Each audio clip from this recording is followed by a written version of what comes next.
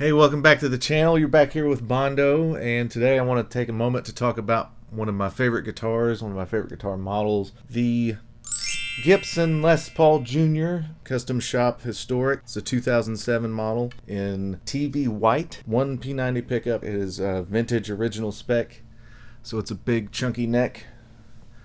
I don't think that does it justice, but it is a very chunky neck. I bought this guitar probably about the year it was made. I wandered into I went there with the intention of looking for a Les Paul Jr. I went into Chris's guitar shop of Moorhead, Kentucky. I don't believe it's there anymore. And I was searching for a Les Paul Jr. I looked high and low, and there was nary a one, and I was about to give up, and I noticed a sign up above the register. I spotted this Les Paul Jr. up in a neon Gibson display, and as you can see, well, I don't know if you can see, but if you can see, there is red. There is red on the edges of this guitar all over the place where it was in the neon sign, and I think that's kind of cool, and I also got a hefty discount for that. I asked the guy behind the counter, I said, "Is that guitar for sale?" And he says, "Sure." And I said, "May I play it?" And he says, "It's in the sign, man." And I'm like, "But I might buy it." Reluctantly, the kind sir did climb up there and retrieve this guitar for me. Came back the next day and brought it home with me. So I've always been a big Green Day fan. I love Billie Joe Armstrong. I just love his guitar sound, and I really do love the record Morning. And whenever that record came out and he was talking so much about Les Paul Jr.'s, I had wanted one ever since. And to be honest, this is probably the first one I ever got my hands on, and I just had to have it. Impulse buying 101. So when Green Day put out Warning, I think in 2000, in the year 2000, Billie Joe Armstrong was talking a lot about how they used a Les Paul Jr. on that whole record, and that he was really into those guitars, and so I became intrigued. I wanted a Les Paul Jr. for myself, so 7 years later, I finally found this thing and brought it home with me. So I got this guitar out the other day and I restrung it, and I just came in here and played some Green Day songs, and then I started thinking about, well, I've got another guitar with P90s, so we could check that out too, and while we're at it, why not just throw in a Gibson Les Paul Standard with some humbuckers just for good measure. Let's check out that other guitar. This is a 2019 Gibson Les Paul 50 Standard Goldtop. It's got the two P90s in it.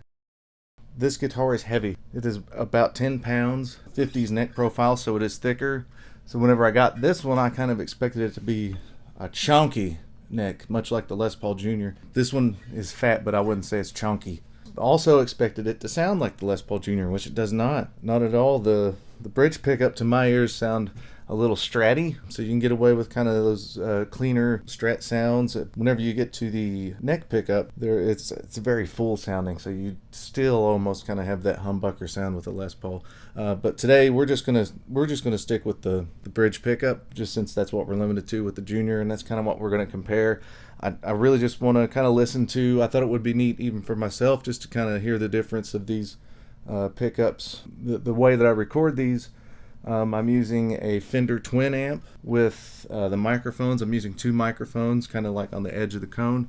It's a Shure SM57, probably about 2 or 3 inches away from the speaker cloth, and I'm using this mic. This is a Bluebird SSL, I think, something like that. It's probably a good 5-6 inches from the speaker on that one.